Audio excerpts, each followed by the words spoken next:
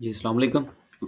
उम्मीद है कि आप तमाम दोस्त खैरियत से होंगे और आज का दिन भी ट्रेडिंग के हवाले से अच्छा गुज़रा होगा।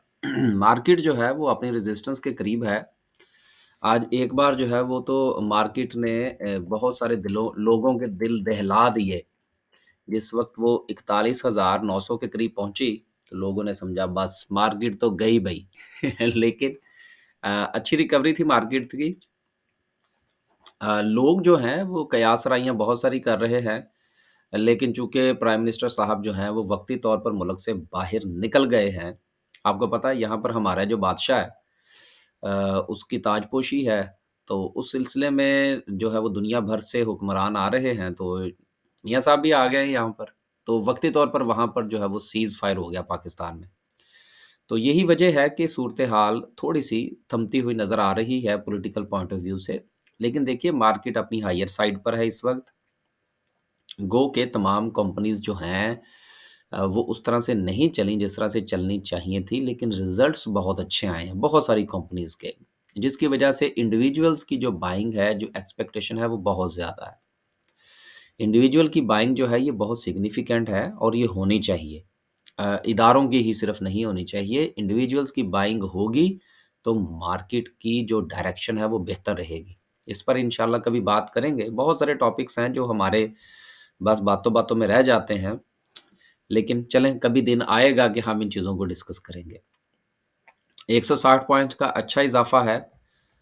सूरत-ए-हाल जो है अगर हम चलते हैं और सर्किट ब्रेकर की तरफ, तो माशाल्लाह से आज भी अटक सीमेंट है, कुल मिला के 10 कंपनीज़ अपर कैप हैं, पाकजिन पावर है, बैंक इस्लामी एक बार फिर हुआ, उसके बाद अटक सीमेंट है। देखें बैंक इस्लामी के हवाले से बहुत सारे दोस्तों ने पूछा था कि जी ये हमने साढ़े 9 पर खरीदा हुआ है, 9.70 पर या 9.80 पर खरीदा हुआ है, क्या करें? ₹14 पर चला गया। तो मैंने उनसे कहा था यार अब आपको क्या चाहिए?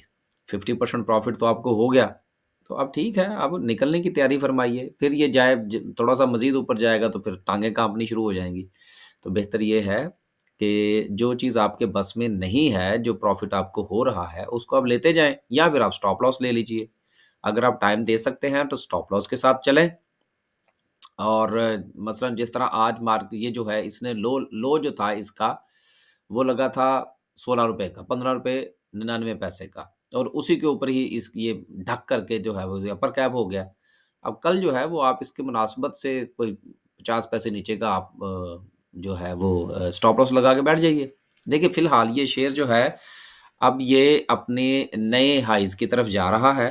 लिहाज़ा इस वक़्त इसके बारे में जो है वो राय कायम करना कि ये कहाँ तक जा सकता है, मैं ज़ाती तौर पर इससे थोड़ा कासिर हूँ इस वक़्त। देखिए टेक्निकल और फंडामेंटल्स की बुनियाद पर हम प्रेडिक्शन ज़रूर करते हैं।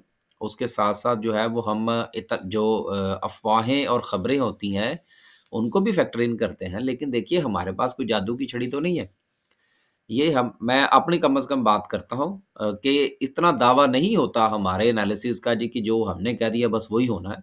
लेकिन अगर कुछ चीज़ें जो हैं वो अपने दायरे में से निकलती हैं, तो जब वो अपने दायरे में वापस आएँगी तो वो एनालाइज़ होंगी। तो इसलिए कुछ चीज़ें दायरे से जब बाहर निकलें तो फिर ज़रा थोड़ा-सा ध्यान से काम करना चाहिए। लेकिन जिन लोगों ने न्यू एंट्री लेनी है, वो तो बिल्कुल कोसों दूर हो जाएँ इससे। आगे चलते हैं जी, लोअर कैप की बात करते हैं। लोअर कैप में कुछ नहीं है जी। नेक्स्ट हम देखते हैं कि ग्राफ़िकल व्यू क्या कहता है और फिर जो है वो आज बस जल्दी से वीडियो ख़त्म करते हैं। लेकिन वीडियो ख़त्म करने से पहले जो है वो मैंने पाकिस्तान इंटरनेशनल कंटेनर टर्मिनल के हवाले से बात करनी है थोड़ी-सी। कि उसमें से आज 7-8 रुपए निकले हैं, इसकी क्या रीज़न है और क्या ये कोई अपॉर्च्युनिटी बन सकती है मुस्तकबिल के लिए, उस पर हम सिर्फ़ बात करेंगे, बाकी और नहीं। टेक्नोलॉजी सेक्टर आज सर-ए-फ़हरिस्त रहा, उसके बाद सीमेंट सेक्टर है, फिर कमर्शियल बैंक्स हैं, oil and gas marketing companies हैं और सबसे लास्ट पे जो है वो केबल एंड इलेक्ट्रिकल गुड्स हैं। देखिए महँगाई की शरह जो है वो बहुत ज़्यादा हो चुकी है, लिहाज़ा इस बार पेल और वेव्स के चलने के कोई ख़ास चांसेस मुझे तो नज़र नहीं आ रहे। मजबूरन कुछ लोगों ने चीज़ें खरीदनी है, वो यकीनन ज़रूर खरीदेंगे, लेकिन इस वक़्त जो इकोनॉमिकल सिचुएशन है पाकिस्तान की, उसको मद्देनज़र रखते हुए एप्लायंसेस ज़रा थोड़ा नीचे ही रहेंगे।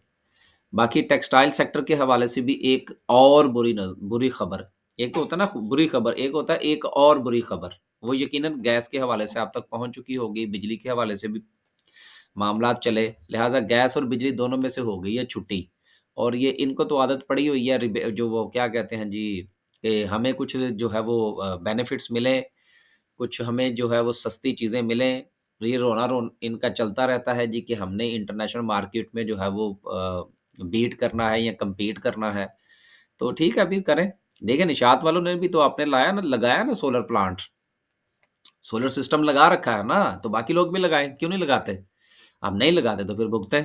तो जो जिन्होंने लगाया है, जिन्होंने अल्टरनेट्स जो हैं वो पैदा किए हैं, वो कमाएँगे और जिन्होंने सारी उम्र जो है वो सब्सिडीज़ खाई हैं, वो ज़ाहिर-सी बात है फिर अब वो भुगतेंगे। तो इसलिए निषाद वाले तो यकीनन कमाएँगे, बाकी लोगों का पता नहीं। आगे चलते हैं जी, टॉप 10 सिम्बल्स की बात करते हैं। सबसे ज़्यादा वॉल्यूम आज डब्ल्यूटीएल में लगा 50 मिलियन का, बहुत अच्छा वॉल्यूम था। उसके बाद एचबीएल, मैपल लीफ है और सबसे लास्ट में एफसीसीएल है। पायनियर अपर कैप हुआ, अच्छा शेयर है और वॉल्यूम्स भी अच्छे हैं। फिर सूरत-ए-हाल ये है कि इस वक़्त जो खबरें चल रही हैं सीपैक के हवाले से और दीगर जो अच्छी-अच्छी सी खबरें आनी शुरू हो गई हैं पाकिस्तान के लिए, उसकी बुनियाद पर लोग जो हैं वो इस चीज़ को एनालाइज़ कर रहे हैं कि शायद पाकिस्तान में कुछ मज़ीद ऐसे प्रोजेक्ट्स पाइपलाइन में आएँगे कि जिसकी वजह से सीमेंट की कंज़म्पशन में इज़ाफ़ा होगा। लेकिन सवाल ये पैदा होता है कि अगर सीमेंट की कंज़म्पशन में इज़ाफ़ा होगा तो साथ में स्टील को भी चलना चाहिए, लेकिन स्टील नहीं चल रहा। इसलिए ये दोनों ये जो खबरें हैं ये कुछ ना मेरे दिल को नहीं लग रही। देखिए बाज़ औक़ात एक चीज़ होती है जो कि हकीकत होती है। लेकिन वो आपके दिल को नहीं लग रही होती। तो मैं तो आपको पता है जो लोग गुज़िश्ता साल, डेढ़ साल से मुझे जानते हैं कि मैं तो अक्सर ये कहा करता हूँ कि आपको एक शेयर बहुत पसंद है। आपके क्राइटेरिया के ऊपर वो 100% पूरा उतर चुका है। लेकिन अगर आप मुतमिन नहीं है ना तो उसमें ट्रेड ना करें। नहीं तो 5% का प्रॉफ़िट कमा के भी ना आप परेशान ही रहेंगे। तो हम तो इस तरह की ट्रेड भी करते हैं। तो इसलिए गुज़ारिश ये है कि ये खबरें जो हैं ये कम से कम मुझे कोई थोड़ी मैच करती हुई नज़र नहीं आ रही। तो इसलिए इंशाल्लाह इस पर हम बात करेंगे। पाकिस्तान रिफ़ाइनरी आज हाँ, चलें पाकिस्तान रिफ़ाइनरी के हवाले से भी बात कर लेते हैं, क्योंकि लोगों ने काफ़ी ले-दे की थी जब मैंने कहा था कि अच्छा यार जब आएगी, जब चलेगी, जब होगा तो फिर देखेंगे, तो लोग नाराज़ हो गए थे। तो कोई बात नहीं यार, जिनके पास शेयर है उन्होंने नाराज़ ही होना। लें जी, ₹14 से नीचे आ गया है। गुज़िश्ता 1 महीने का जो इसका हाई था, वो ज़रा देख लेते हैं कि ये कहाँ से वापस पलटा है, ₹14.68 से।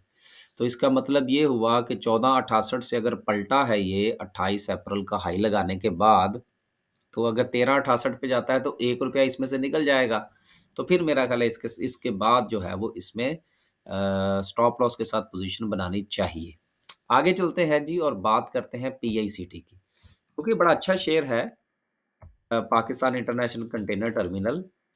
₹8 जो है वो आज इसमें से निकले हैं और इसकी वजह क्या थी? वजह ये थी कि इसने दिया कुछ नहीं है जी। देखिए ईपीएस इसकी इतनी बुरी नहीं है, मैंने देखी है, ₹25-26 की ईपीएस है इसकी। लेकिन अगर हम इसके पुराने देखें तो ठीक है ₹31 की है। तो 31 से 26 ₹4 कम हुए हैं इसके, लेकिन आप ये भी तो देखें ना कि हालात कैसे चल रहे हैं इस मुल्क के। तो उसको मद्देनज़र रखते हुए कुछ भी इसमें कमी वाक़या नहीं हुई, एक चीज़। दूसरी चीज़ ये है कि अगर आप इसके पे आउट्स देखें, तो पे आउट्स की बुनियाद पर अगर आप इसके सिर्फ़ 2022 में देखें, ठीक है, ईयर क्लोजिंग पे कुछ नहीं दिया, फाइन। लेकिन इसने ये जो 3 डिविडेंड दिए हैं, ये कहाँ जाएँगे?